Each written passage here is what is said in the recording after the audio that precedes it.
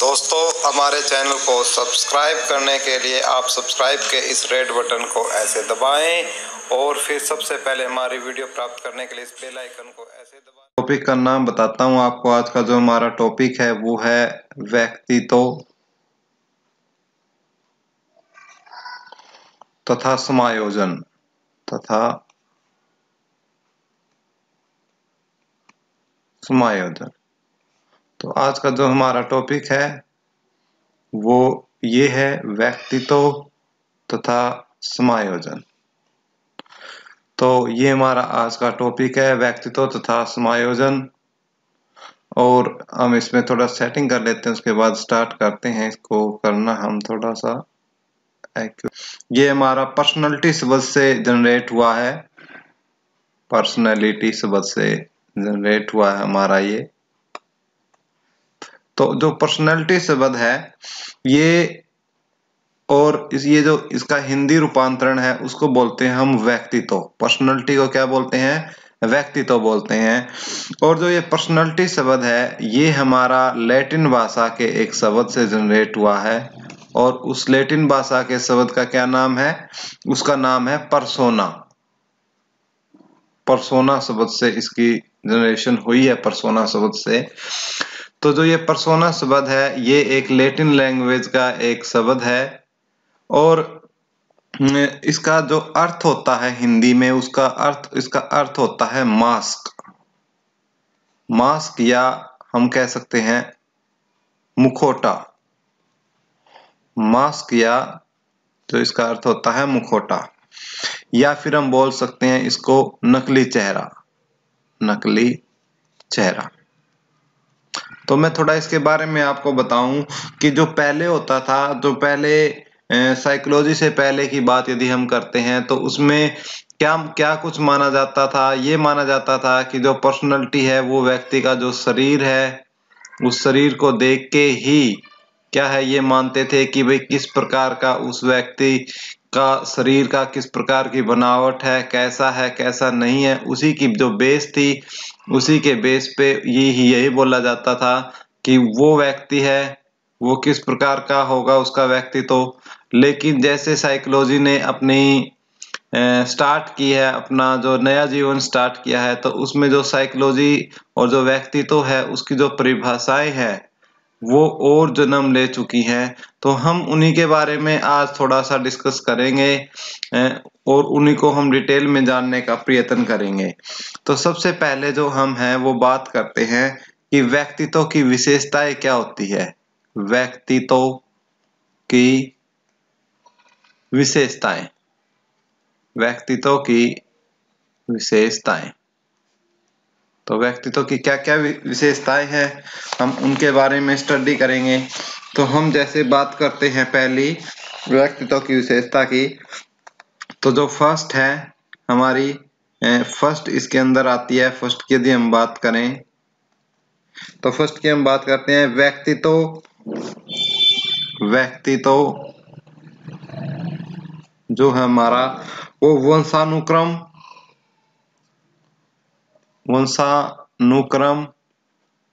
तथा वातावरण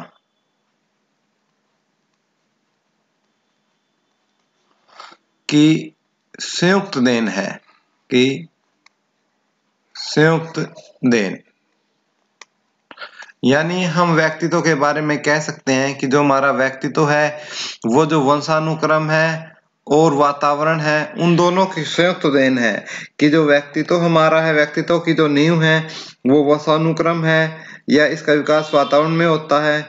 जिस प्रकार हम एक एग्जांपल लेके समझ सकते हैं कि जिस प्रकार एक मोटर के लिए पेट्रोल तथा मशीन दोनों ही जरूरी है, महत्वपूर्ण है, तो उसी प्रकार व्यक्तित्व के विकास के लिए भी वंशानुक्रम और वातावरण दोनों ही आवश्यक है।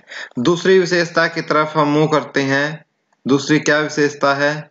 दूसरी विशेषता की तरफ हम मुंह करते हैं। तो दूसरी विशेषता है हमारी, दूसरी विशेषता जो है वो है गतिशील संगठन। गतिशील संगठन। तो गतिशील संगठन की यदि हम बात करें, इसको इंग्लिश में डायनामिक ऑर्गेनाइजेशंस बोला जाता है।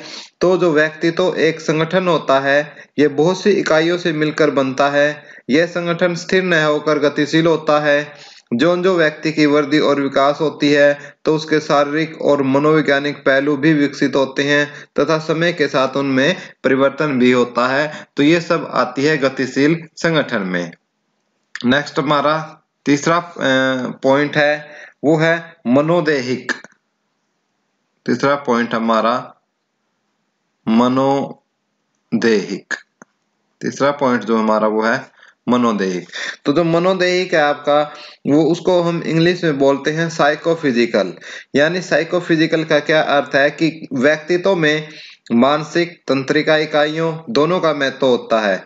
इस संगठन में शरीर एवं मस्तिष्क दोनों का महत्वपूर्ण स्थान है। तो हम क्या है, इसमें शरीर के अंदर जो मस्तिष्क होता है उसका, और संगठन में शरीर का और मस्तिष्क का दोनों को ही महत्वपूर्ण स्थान हम मानते हैं।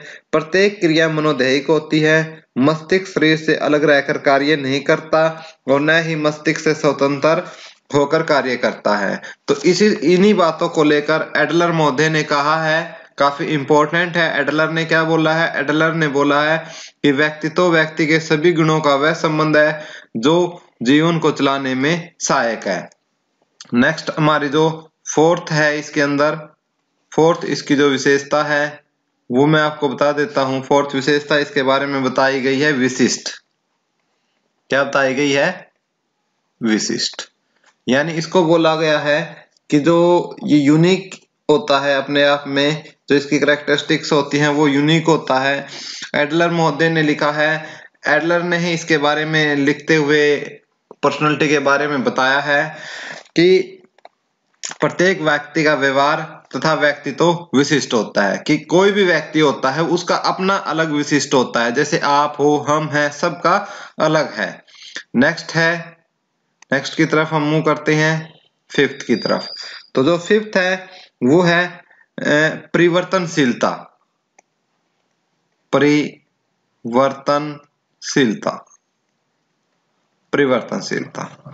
तो परिवर्तनशीलता बोलते हैं चेंजेबिलिटी का, क्योंकि जितने अलग अलग व्यवहार होते हैं मानव के, उसी के अनुसार परिवर्तनशीलता भी व्यक्तित्व में पाई जाती है। नेक्स्ट जो सिक्स्थ है, सिक्स की तरफ हम मूव करते हैं, आत्म चेतना। आत्म चेतना। तो ये जो आत्म चेतना है ये काफी इंपॉर्टेंट है। इसके बारे में बोला गया है कि व्यक्तित्व की एक जो सबसे जो महत्वपूर्ण विशेषता है उनमें आत्म चेतना आती है। व्यक्तित्व में आत्म चेतना होती है। आत्म चेतना के कारण ही कोई भी व्यक्ति स्वयं की आलोचना नहीं करता। इसी ने बताया है कि जो आत्म चेतना होती है, कि भाई आत्म चेतना के बगैर ही कोई भी व्यक्ति क्या है, खुद की बुराई नहीं करेगा। वो खुद की बुराई नहीं करेगा। किसकी वजह से? आत्म चेतना की वजह से। उसके अंदर क्या होती है? आत्म चेतना पाई जाती है। तो इसीलिए जो आत्म चेतना को इतना महत्वपूर्ण स्थान दिया है, क्योंकि मनुष्य के अंदर आत्म चेतना पाई जाती है। अब जो पेड़ पौधे या निर्जीव वस्तुएं हैं, फॉर एग्जाम्पल बच्चा भी है, उसमें भी क्या है, आत्म चेतना नहीं होती। तो इसलिए क्या बोला गया है उनके बारे में कि भाई उनके अंदर व्यक्तित्व नहीं पाया जाता, पर्सनालिटी उनकी निर्जीव वस्तुओं की नहीं होती। तो इसी को ही हमारे जो भाटिया हैं, साइकोलॉजिस्ट है, उन्होंने बोला है कि हम कुत्ते या किसी जानवर को व्यक्तित्व से विभूषित नहीं करते तथा नवजात शिशु, लकड़ी की मेज व कुर्सी का भी व्यक्तित्व नहीं होता, क्योंकि इनमें आत्म चेतना नहीं होती। जहां आत्म चेतना होती है वहीं क्या बताया गया है, व्यक्तित्व के बारे में बताया गया है। जो सातवां पॉइंट है, सातवें पॉइंट में बताया गया है समायोजन की योग्यता। क्या बताया गया है? समायोजन की योग्यता। समायोजन की योग्यता कि भाई जो यानी इसको बोलते हैं एबिलिटी ऑफ एडजस्टमेंट। और जो इसकी आठवीं विशेषता बताई गई है, आठवीं विशेषता बताई गई है लक्ष्य निर्देशित। लक्ष्य निर्देशित। क्या बताई गई है? लक्ष्य निर्देशित। इसको इंग्लिश में गोल डायरेक्टेड भी बोलते हैं। गोल डायरेक्टेड। गोल डायरेक्टेड। और जो नाइन्थ है वो है दृढ़ इच्छा शक्ति। दृढ़ इच्छा शक्ति। दृढ़ इच्छा शक्ति यानी स्ट्रॉन्ग विल पावर, कि व्यक्तित्व में इच्छा शक्ति होती है। यह शक्ति व्यक्ति के जीवन की कठिनाइयों से संघर्ष करके अपने व्यक्तित्व को उत्कृष्ट बनाने की क्षमता प्रदान करती है। इस शक्ति की निर्बलता शरीर को अस्त व्यस्त करके उसके व्यक्तित्व को विघटित कर सकती है। तो ये कुछ बताए हैं। उसके बाद यदि हम बात करेंगे, उसके बाद हम बात करेंगे व्यक्तित्व के प्रकार के। लेकिन मैं उससे पहले जो अपना ब्लैक बोर्ड है, अब हम जो वीडियो बना रहे हैं वो है व्यक्तित्व के प्रकार यानी type of personality. Types of personality. तो जो टाइप ऑफ पर्सनैलिटी है इसके अंदर हम आते हैं। तो वैसे तो कई प्रकार के अलग अलग साइंटिस्टों ने वर्गीकरण किया है, हम वन बाय वन करके हम इसकी स्टडी करते हैं। तो सबसे पहला है जो वर्गीकरण किया है वो थे क्रेचमर, उसको बोलते हैं क्रेचमर का वर्गीकरण।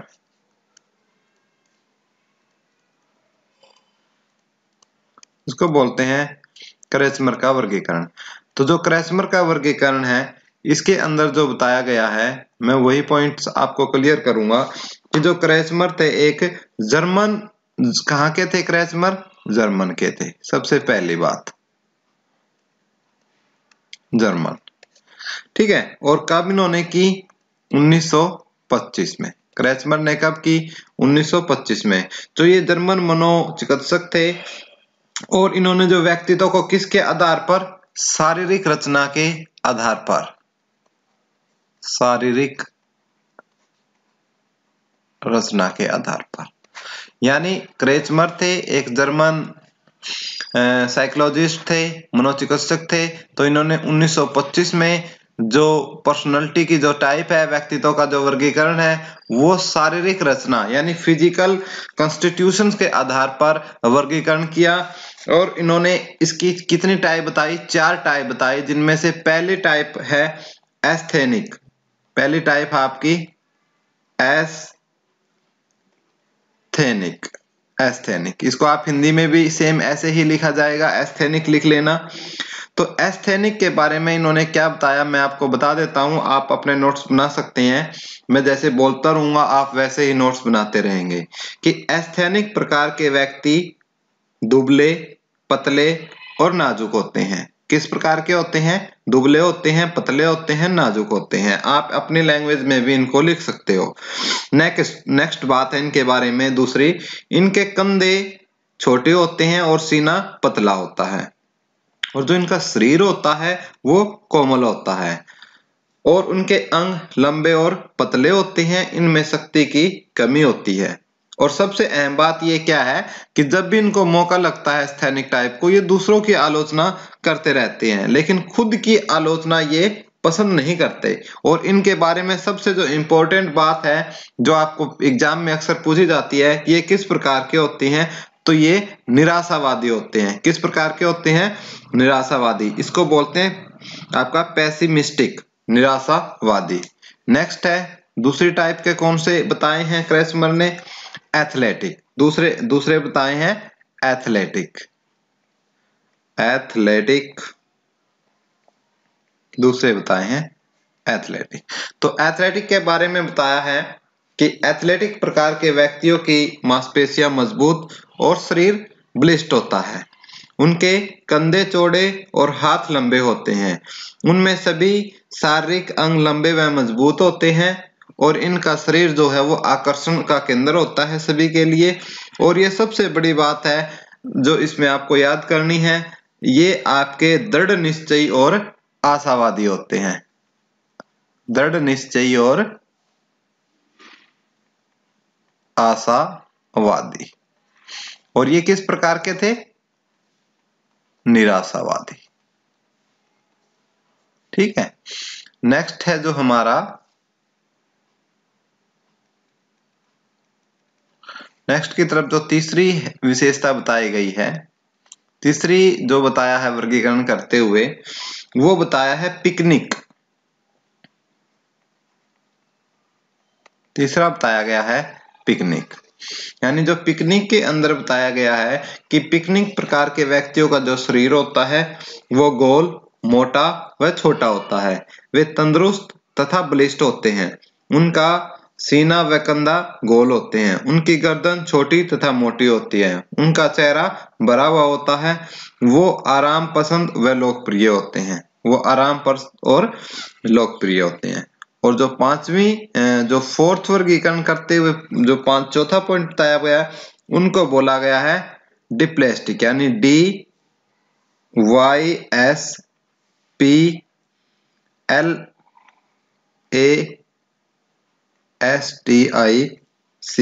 मैं दोबारा लिख देता हूं, ये लिखने में थोड़ी एरर आई है इसमें। तो उनको बोलते हैं डाइसप्लास्टिक, डिप्लेस्टिक बोलते हैं उनको, डिस्प्लास्टिक। तो जो उपरोक्त ऊपर के जो तीनों हैं, जैसे एस्थेनिक है, एथलेटिक है और पिकनिक है, इन तीनों को मिला के क्या बनता है आपका डिस्प्लास्टिक बनता है। क्या बनता है? डिस्प्लास्टिक। यानी कह सकते हैं कि ये तीनों ही गुण, मिले जुले हुए गुण क्या है इसके अंदर पाए जाते हैं डिस्प्लास्टिक के अंदर। तो दोस्तों ये वर्गीकरण किसने किया? क्रेसमर महोदय ने इसका वर्गीकरण किया। उसके बाद हम पढ़ेंगे यूंग का वर्गीकरण। उसके बाद हम जो पढ़ेंगे नेक्स्ट क्लास में वो होगा आपका सेकंड यूंग का वर्गीकरण। तीसरा है सेल्डन का वर्गीकरण, सेल्डन का वर्गीकरण। और जो फोर्थ हम पढ़ेंगे वो है आपका आइजैक का वर्गीकरण, आइजैक का वर्गीकरण। तो हम नेक्स्ट क्लास में इनको पढ़ेंगे। तब तक आप बैठ के तैयारी कीजिए। यदि आपको वीडियो अच्छी लगी हो